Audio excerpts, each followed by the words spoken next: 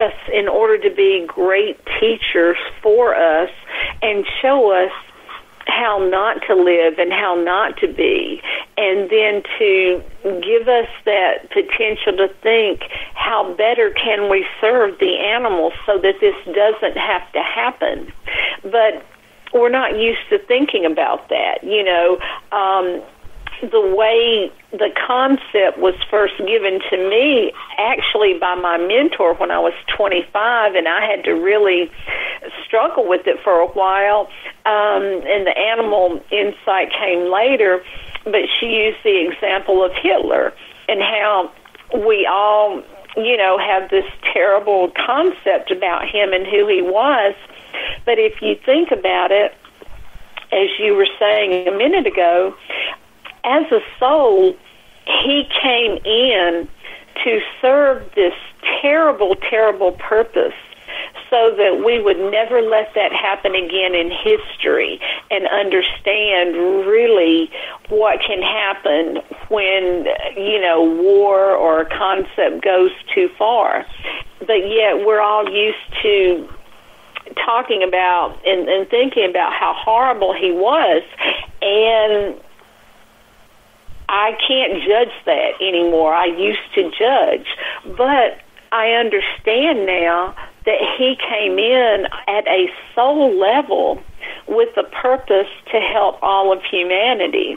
And that's the same with the animals. They come in with these larger purposes with the tragedies. I mean, with Cecil the lion, he was able to show through his death the importance and necessity of, banning these trophy hunts and things like that. So, like you were saying about us evolving, I think it's when we can see the inhumanity, but yet understand that there's a deeper purpose going on, that is really the direction that we're moving spiritually. Thank goodness, huh? Yeah, you're not kidding. I really look for the day when we've got those lessons and we don't have to do it to ourselves, to ourselves or either to the animals. Right, I agree.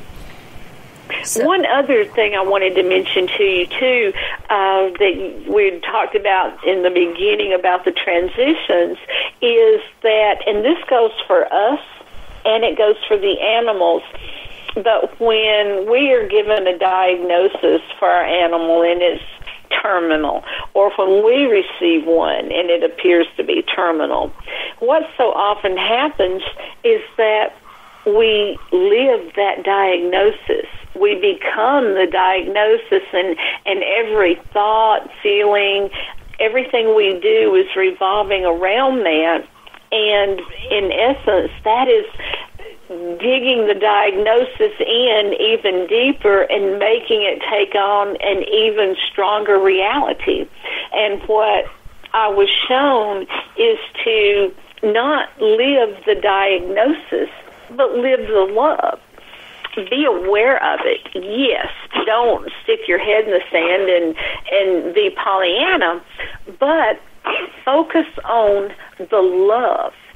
And by living the love, whether it's with our family member or our fur family, then we are able to bring to bear the highest resolution possible, whether it be a healing, a remission, or whether it be a transition, but it will all be effected at the greatest and deepest level possible.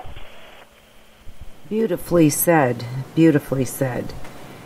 So it's already time to start wrapping things up, so I'd like to ask you a few quick questions. Okay. Do you have a favorite author? Well, in real world, it's William Faulkner, because I think he gets the essence of the human condition.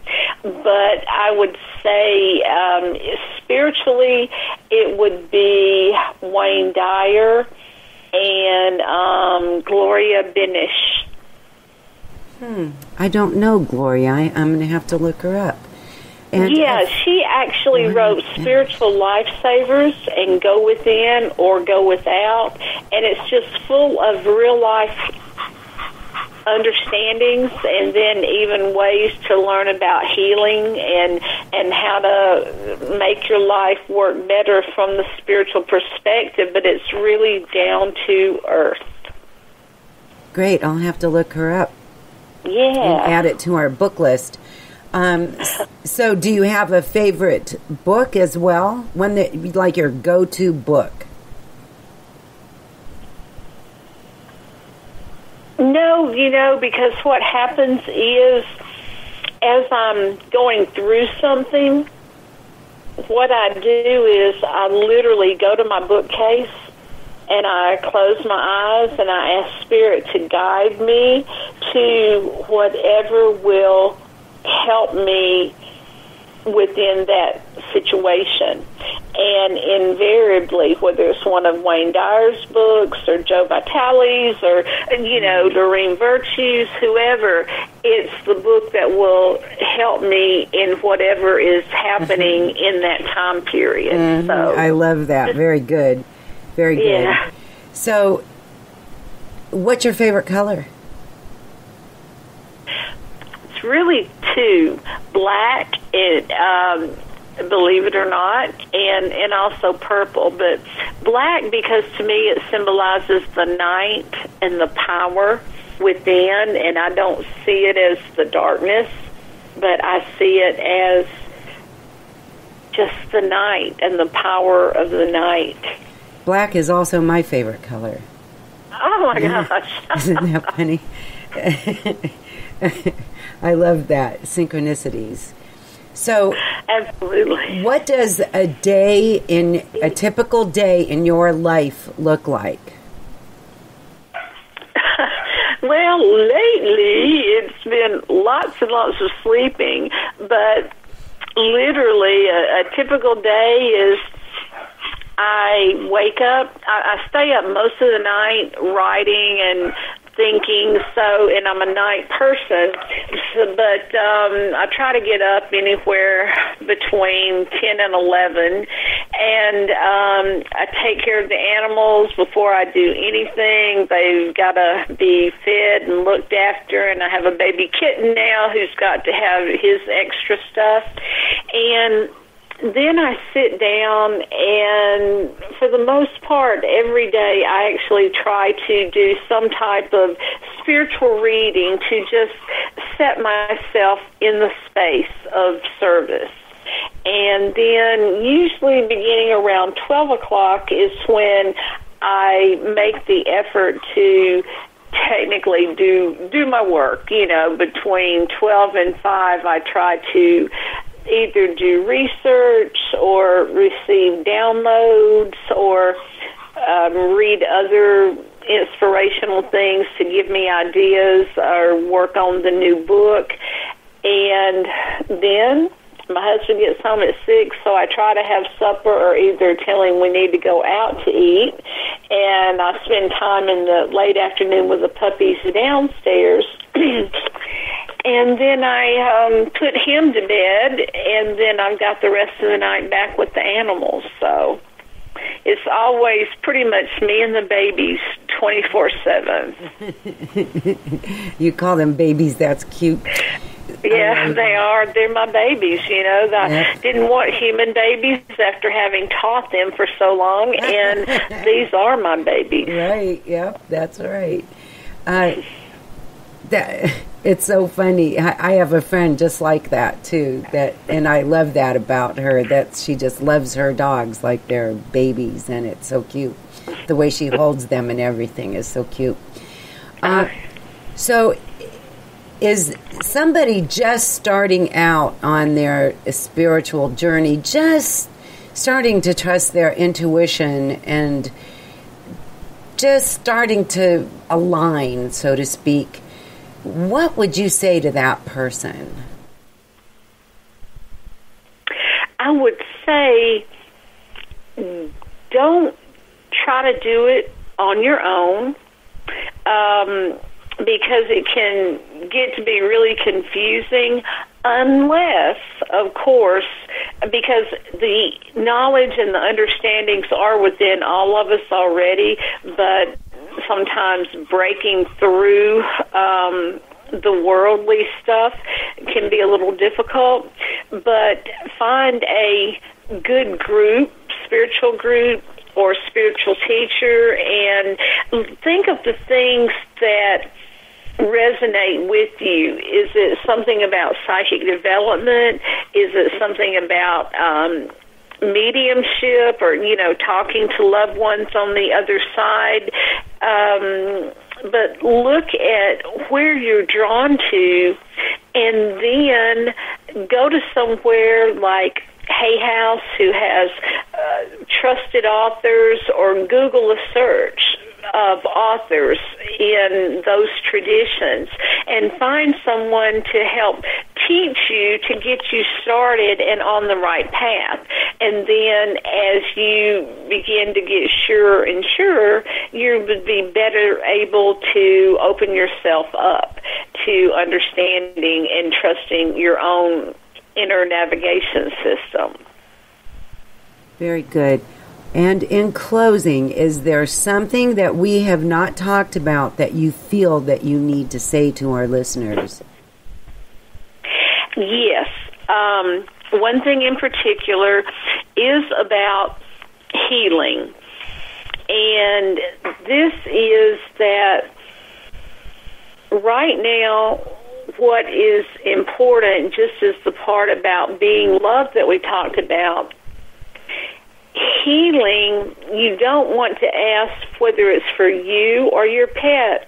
You don't want to ask to have a certain aspect healed, because that's not what it's about.